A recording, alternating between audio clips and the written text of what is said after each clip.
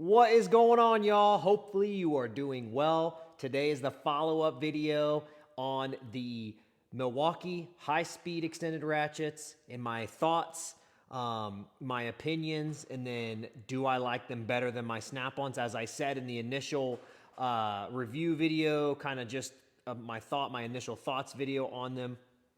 I have been using the snap-ons for a long time, and I really like them. And so these were going to live up to, or had to live up to, my expectations. Now, in the process of reviewing these, I took out my snap-on ratchets from my cart, put them away, didn't use them. I only used the snap-ons to make it a fair assessment, a fair opinion, fair review, whatever you want to say. And so I didn't want to use these at all because I had been using them for so long. I wanted to only use the Milwaukees on every single job, no matter what it was. So I pulled them out every chance I could just to give them a fair shake and actually test them out. And I did. I used them, I wouldn't say every day, but pretty daggone close.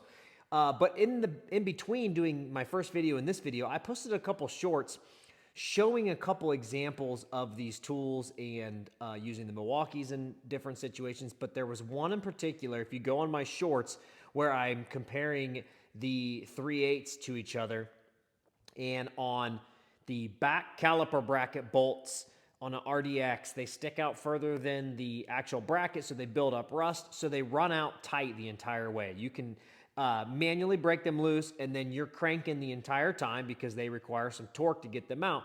So I was using this ratchet at the time, and I had manually broken both bolts loose, but it wouldn't run them out because these are high-speed ratchets. They're not high-speed, high-torque. They're just high-speed. They have lower torque. They're 35 foot-pounds versus the Snap-on standard brushless is 60 foot-pounds.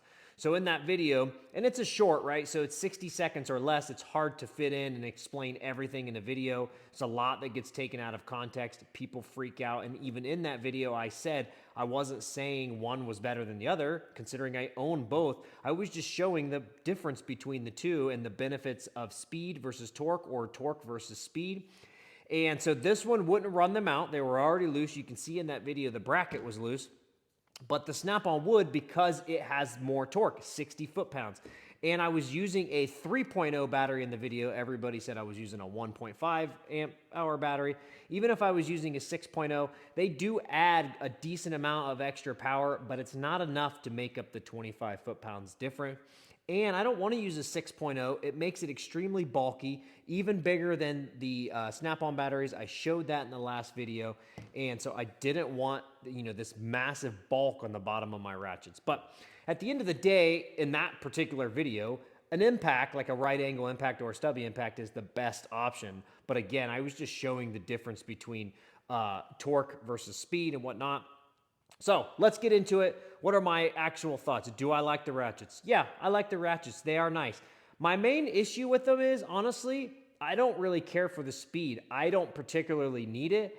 I prefer the torque because in a lot of situations, I'd rather have the torque to run out every single bolt that I come across. Well, not every single, but compared to the Milwaukee, there were a lot of situations on both the 3/8 and the 1/4 inch where they just didn't have the beans to break something loose, and the Snap-on did. So now, granted, Milwaukee makes the older version, which is a little bit shorter than these. They have the really bulky head, and those have 55 foot-pounds. So ideally, those would be, more in the realm of using if you want torque, but they're just so bulky, and I have no interest in those whatsoever, and these are shaped and sized very similarly to the Snap-ons, and that's why I wanted to compare them. So overall, I've had zero issues with them at all, no issues.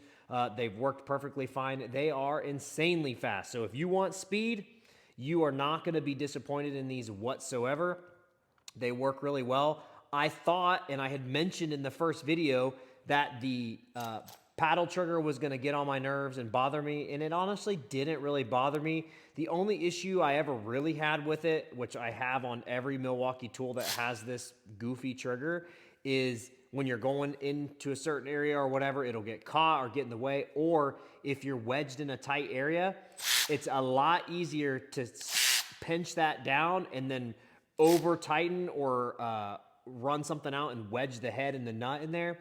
So, or the bolt, whatever you're doing. And so that's the biggest frustration I have with that paddle trigger. But aside from that, I would say probably 80 to 90% of situations, it's not going to be an issue because it's the extended reach. So you're sticking, the top half wherever you're loosening that bolt or not. So you're not sticking the entire body and everything in there, but to each his own.